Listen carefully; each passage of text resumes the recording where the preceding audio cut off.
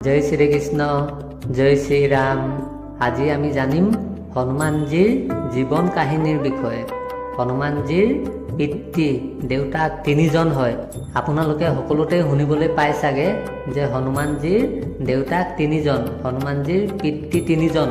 প্ৰথমজন শংকৰ সুবন অৰ্থাৎ ভোলে বাবাৰ কথা কৈছে, আৰু দ্বিতীয়জন কেশৰী নন্দন, কেশৰীৰ পুত্ৰ বুলি কৈছে, আৰু ৩ নম্বৰজন কোন হয়? ৩ নম্বৰজন হয় পৱন পুত্ৰ অৰ্থাৎ বায়ুপুত্ৰ বুলিও কোৱা হয়। এতিয়া কিমানজন হ'ল? ৩জন হৈ গ'ল।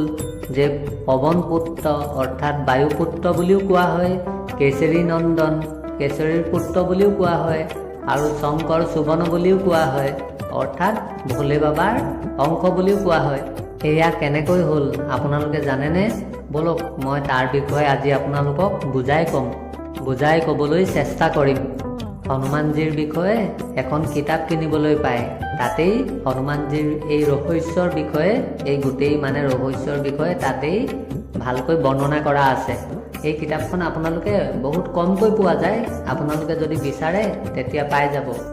কোৱা হয় এবাৰ ভোলে বাবাই ভগৱান নাৰায়ণক কৈছিলে যে প্ৰভু, মই আপোনাৰ সকলো ৰূপ দেখিলোঁ, আৰু কি কৈছে যে এবাৰ মোক আপোনাৰ মোহিনী ৰূপভাগ দেখাবৰ কাৰণে কৈছে। ভোলে বাবাই নাৰায়ণক কৈছে যে প্ৰভু, মই আপোনাৰ সকলো ৰূপেই দেখিলোঁ, এতিয়া আপুনি মোক কৃপা কৰি আপোনাৰ মোহিনী ৰূপ সেই ভাগ দেখুৱাবৰ কাৰণে কৈছে, মোহিনী ৰূপ ভাগ দেখাবৰ কাৰণে। আৰু ভগৱানে তেতিয়া কৈছে যে আপুনি মোৰ এই ভাগ ৰূপ দেখিব নালাগে, এই ভাগ ৰূপ যদি আপুনি দেখে আপুনিও পগলা হৈ যাব, আপুনিও মোহ মায়াত পৰি যাব, আপুনিও মোহিত হৈ যাব।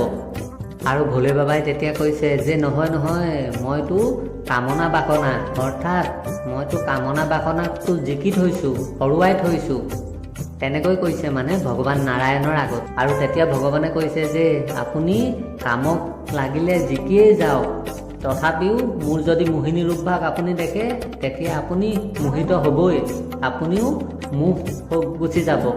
আৰু ভোলে বাবাই তেতিয়া কৈছে যে নহয় নহয়, আজি মোৰ চাবৰ কাৰণে বহুত মন আছে, দেখিবৰ কাৰণে বহুত মন আছে। আৰু যেতিয়াই নেকি ভগৱান নাৰায়ণে মোহিনী ৰূপ ধাৰণ কৰিলে, আৰু এতিয়া ভগৱানে স্ত্ৰী অৱতাৰ ল'লে, অৰ্থাৎ ভগৱানেতো মোহিনী অৱতাৰত স্ত্ৰী হৈ আহিছিলে, আৰু যেতিয়াই নেকি ভগৱানে মোহিনী ৰূপ লৈ ভোলে বাবাৰ ওচৰত আহিলে, আৰু ভোলে বাবাই কি কৰিলে, মোহিনী ভগৱানক দেখি তেওঁৰ মোহ গুচি গ'ল। আৰু এতিয়া ভোলে বাবা মোহিনী ভগৱানক দেখি মোহিত হৈ গ'ল, আৰু ভোলে বাবাই মোহিনী ভগৱানৰ পাছে পাছে দৌৰিবলৈ ধৰিলে। ভগৱান আগে আগে দৌৰিছে, অৰ্থাৎ মোহিনী ভগৱান আগে আগে দৌৰিছে, আৰু ভোলে বাবা পিছে পিছে দৌৰিছে। ভগৱানে কৈছে যে আৰে তুমি ৰখা ৰখা, তথাপিতো ভোলে বাবাই তেওঁক পিছা কৰিছে, পিছে পিছে গৈ আছে, ৰখি দিয়া নাই। আৰু তেতিয়াই মোহিনী ভগৱানক দেখি ভোলে বাবাই ৰখিব নোৱাৰিলে, আৰু কি হ'ল, ভোলে বাবাৰ শৰীৰৰ পৰা তেজ অৰ্থাৎ বীৰ্য ওলাই গ'ল। আৰু যেতিয়াই নেকি সেই ভোলে বাবাৰ বীজ ওলাই পৰিব ধৰিলে, তেতিয়া মোহিনী ভগৱানে নাৰায়ণ ৰূপত আহি সেই ভোলে বাবাৰ বীজ হাতত লৈ ল'লে, পৰিবলৈ লওঁতেই হাতেৰে ধৰিলে, আৰু কৈছে যদি এই বীৰ্য অৰ্থাৎ এই তেজভাগ যদি পৃথিৱীত পৰে তেতিয়া গোটেই পৃথিৱী নষ্ট হৈ যাব। ভোলে বাবাৰ যদি সেই বীৰ্যভাগ অৰ্থাৎ তেজভাগ যদি পৃথিৱীত পৰিলে হয়, গোটেই পৃথিৱী কি হ'ল হয়, ধ্বংস হৈ গ'ল হয়। তেতিয়াহ'লে কি কৰিব এতিয়া সেই তেজভাগ? তেতিয়াই কি হ'ল, গৌতম ঋষিৰ নাৰী অহল্যা, গৌতম ঋষিৰ নাৰী পত্নী অহল্যাৰ ভাগত এগৰাকী সন্তান আছিলে, নাম আছিলে অঞ্জনী। অঞ্জনী কাৰ সন্তান আছিলে? মা অহল্যাৰ ভাগৰ। অহল্যাৰ জীয়েক অঞ্জনীক কোনোবাই সৰুতে কৈ দিছিলে যে তোমাৰ বিবাহ নহওঁতেই তোমাৰ সন্তান জন্ম হ'ব বুলি, এনেকৈ কোনোবা এজনে তেওঁক কৈছিলে যে অঞ্জনী, তোমাৰ জীয়ৰী অৱস্থাতে সন্তান জন্ম হ'ব, তুমি বিবাহ নহওঁতেই সন্তান জন্ম হ'ব বুলি কোনোবাই কৈছিলে। আৰু তেতিয়া অঞ্জনী মায়ে প্ৰতিজ্ঞা কৰিছিলে যে মই কোনো পুৰুষক কেতিয়াও নাচাওঁৱেই। যেতিয়া কোনোবাই কৈ দিলে যে তই বিবাহ নহওঁতেই জীয়ৰী অৱস্থাতে মানে সন্তান জন্ম হ'ব বুলি। আৰু তেতিয়া অঞ্জনী মায়ে প্ৰতিজ্ঞা কৰিলে যে মই কোনো পুৰুষক নাচাওঁৱেই। আৰু সেইদিনাই অঞ্জনীয়ে কি কৰিলে, তেওঁ জংঘললৈ গ'ল। জংঘলত এটা গুফাৰ ভিতৰত সোমাই তেওঁ গুফাটো বন্ধ কৰি তাতেই মানে ভগৱানৰ চিন্তা কৰে, তাতেই ভগৱানৰ ধ্যান কৰে, তাতেই ভগৱানৰ প্ৰাৰ্থনা কৰে। কোনো পুৰুষকে চোৱা নাছিলে অঞ্জনী মায়ে। আৰু সেই ভোলে বাবাৰ তেজ লৈ নাৰায়ণ আৰু ভোলে বাবা গৈছে। ক'লৈ গৈছে? মা অঞ্জনীৰ ওচৰলৈ গৈছে। আৰু অঞ্জনী মাটো গুফাৰ ভিতৰত আছে। আৰু ভগৱান নাৰায়ণে তেতিয়া সাধু ৰূপত গৈছে, মানে ৰূপ সলনি কৰি গৈছে। আৰু গুফাৰ বাহিৰৰ পৰা মাত লগাইছে যে বেটি, অৰ্থাৎ পুত্ৰী বুলি কৈছে, যে বেটি আমাৰ ভোক লাগিছে, খাবলৈ কিবা পাম নেকি? আৰু অঞ্জনী মায়ে কৈছে যে নিশ্চয় পাব, কিন্তু মই কোনো পুৰুষৰ মুখ নাচাওঁ, মুখ চাব নিবিচাৰোঁ বুলি তেনেকৈ কৈছে। কাৰণ তেওঁতো কোনোবাই কৈ থৈ দিয়া কথাষাৰ মনত আছে, জীয়ৰী অৱস্থাতে সন্তান হৈ যাব বিবাহ নোহোৱাকৈ।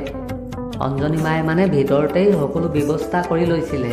তাত গুফাৰ ভিতৰত ডাঙৰ ঠাই আছিলে। আৰু সেই ঠাইতেই তেওঁ কি কৰে, খোৱা বোৱাৰ সকলো ব্যৱস্থা, কোনো মানে পুৰুষক ভিতৰত বা তেওঁ চোৱা নাছিল।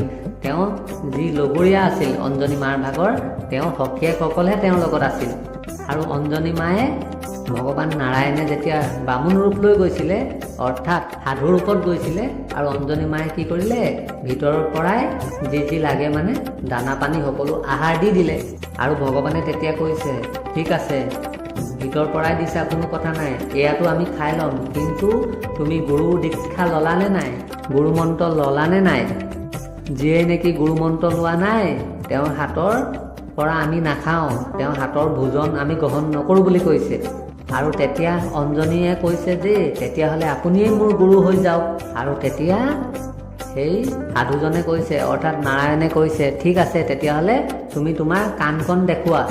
আৰু যেতিয়াই নেকি অঞ্জনী মায়ে কাণখন উলিয়াই দিলে, আৰু সেয়াতো সাধু ৰূপত ভগৱান নাৰায়ণ আছিলে। আৰু ভগৱানৰ হাতত যি নেকি ভোলে বাবাৰ ভাগৰ তেজ আছিলে, বীৰ্য আছিলে, সেই বীৰ্যখিনি কি কৰিলে, ভগৱানে বায়ুৰ বেগেৰে তেতিয়া বায়ুদেৱক মাতিলে যে পৱনদেৱ, বায়ুদেৱ, আপুনি আপোনাৰ মানে বায়ুৰ সহায়েৰে এই ভোলে বাবাৰ বীৰ্যখিনি, তেজখিনি অঞ্জনী মাৰ কাণৰ দ্বাৰাই ভিতৰলৈ পঠিয়াই তেওঁ গৰ্ভ ধাৰণ কৰা য'ত গৰ্ভাশয়ত মানে স্থাপিত কৰি দিবৰ কাৰণে ক'লে। আৰু অঞ্জনীৰ কাণেৰে সেই তেজ ভাগ গৰ্ভলৈ গ'ল আৰু অঞ্জনী গৰ্ভৱতী হৈ গ'ল। ভোলে বাবাৰ তেজ আছিলে, সেয়েহে কোৱা হয় শংকৰ চুবন। বায়ুদেৱৰ দ্বাৰা অৰ্থাৎ বায়ুৰ সহায়েৰে কাণৰ দি গৈ গৰ্ভত পৰিলেগৈ, মানে গৰ্ভত স্থাপিত হ'ল, সেয়েহে বায়ুপুত্ৰ বুলি কোৱা হয়। আৰু অঞ্জনীৰ শেষত কেশৰী নামৰ এজন ব্যক্তিৰ লগত বিবাহ হ'ল, সেয়েহে কেশৰী নন্দন বুলি কোৱা হয়। সেয়েহে হনুমানজী ভাগৰ এই তিনিজন দেউতাক বুলি কোৱা হয়, পিতৃ বুলি কোৱা হয়। এই তিনিজন পিতৃৰ চৰ্চা থাকে, চৰ্চা আমি শুনিবলৈ পাওঁ, পঢ়িবলৈ পাওঁ, মানে আমি পঢ়িবলৈ পাওঁ ন, শংকৰ চুবন, কেশৰী নন্দন আৰু পৱনপুত্ৰ অৰ্থাৎ বায়ুপুত্ৰ। তেতিয়াহ'লে আপোনালোকে জানিলে হনুমানজীৰ জন্ম এইটো কথা আগতে আপোনালোকে জানিছিলে নাই? কমেণ্ট কৰি জনাবচোন এই হনুমানজীৰ জন্ম কথাভাগ। অঞ্জনাই কেশৰীৰ লগত বিবাহ হ'ল আৰু তাৰ পাছত হনুমানজীৰ জন্ম হ'ল।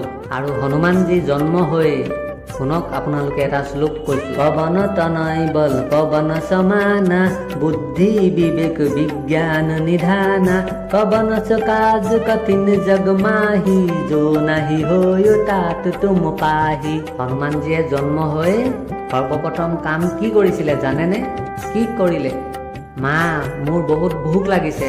আৰু মায়ে কৈছে যে চোৱা, সেই গছজোপাত ৰঙা ৰঙা ফল লাগি আছে, অৰ্থাৎ পকা পকা ফল লাগি আছে, গৈ খাই লোৱাগে যোৱা বুলি কৈছে হনুমানজীক। মাকেতো হনুমানজীক আঙুলিটো দেখুৱাই গছজোপাত যি ফল লাগি আছিলে সেই ফলবিলাক খাবৰ কাৰণে কৈছিলে। আৰু হনুমানজীয়ে কি ভাবিলে, সেই গছজোপাৰ ওপৰতে সূৰ্যদেৱ আছিলে, সূৰ্য ভগৱান। আৰু হনুমানজীয়ে কি ভাবিলে জানে? সূৰ্য ভগৱান সেই সময়ত উদয় হৈছিলেহে, অৰ্থাৎ ওলাইছিলেহে, আৰু ওলোৱা অৱস্থাত ৰঙা ৰঙা হৈ আছিলে আৰু গছজোপাৰ ওপৰতে আছিলে। হনুমানজীয়ে ভাবিলে সেই ভাগ খাবৰ কাৰণে কৈছে বুলি। আৰু হনুমানজীয়ে উৰি গৈ কি কৰিলে, গৈ সূৰ্য ভগৱানকে খাই দিলে ফল বুলি ভাবি। আৰু সূৰ্য ভগৱানে তেতিয়া ভাবিলে যে হে ভগৱান, মই এতিয়া ক'ত যাম? গোটেই মানে হাহাকাৰ লাগি গ'ল। ইন্দ্ৰ আহিলে, দেৱতাসকল আহিলে, ব্ৰহ্মা আহিলে, সকলো আহি গ'ল। হনুমানজীয়েতো খাই দিলে আৰু সূৰ্য ভগৱানে বচাবৰ কাৰণে চিঞৰি ফুৰিছে। আৰু তেতিয়া হনুমানজীক কৈছিলে যে আপুনি তেওঁক এৰি দিয়ক, সেইটো উলিয়াই দিয়ক। আৰু ইন্দ্ৰদেৱে তেতিয়া কৈছিলে যে মোৰ বজ্ৰই তোমাক কেতিয়াও প্ৰভাৱ নেপেলায়, তোমাক অপকাৰ নকৰে, মই তোমাক বৰদান দিছোঁ। আৰু ব্ৰহ্মাজীয়েও তেতিয়া কৈছিলে যে মোৰ ব্ৰহ্মা অস্ত্ৰও তোমাৰ একো ক্ষতি কৰিব নোৱাৰে, একো অপকাৰ কৰিব নোৱাৰে, মোৰ ব্ৰহ্মা অস্ত্ৰ তোমাৰ গাত লাগিলেও তোমাৰ একো নহয় বুলি তেনেকৈ বৰদান দিছিলে। আৰু ভগৱান নাৰায়ণে কৈছে যে মোৰ সুদৰ্শন চক্ৰও তোমাৰ একো অপকাৰ কৰিব নোৱাৰে। আৰু অগ্নিদেৱে কৈছে যে মোৰ অগ্নিয়ে তোমাক একো ক্ষতি কৰিব নোৱাৰে। আৰু ভোলে বাবাইও কৈছে। আৰু মানে সকলো কোনো অস্ত্ৰ শস্ত্ৰও হনুমানজীক একো ক্ষতি কৰিব নোৱাৰে, তেওঁ সকলোতকৈ বলিৱান হ'ব বুলি সকলোৱে আশীৰ্বাদ দিছে। মানে সকলো মিলাই হনুমানজীৰ চৰিত্ৰৰ বিষয়ে এইটোৱে ক'বলৈ বিচাৰিছে যে এই পৃথিৱীত এনেকুৱা কোনো কাম নাই যি নেকি হনুমানজীয়ে কৰিব নোৱাৰে। পৱন তনয় বল পৱন সমানা, বুদ্ধি বিবেক বিজ্ঞান নিধানা, পৱন স কাজ, nothing is impossible, everything is possible. ইয়াৰ অৰ্থ হনুমানজীৰ সেই চপাইত লিখা আছে, সেই কিতাপত লিখা আছে। চপাই ভাগ অৰ্থাৎ কবন স কাজ কঠিন জগ মাহি, যৌ নাহি হৈ তাত তুম পাহি। এনেকুৱা নেকি কি কাম আছে যে হনুমানজী আপুনি কৰিব নোৱাৰে?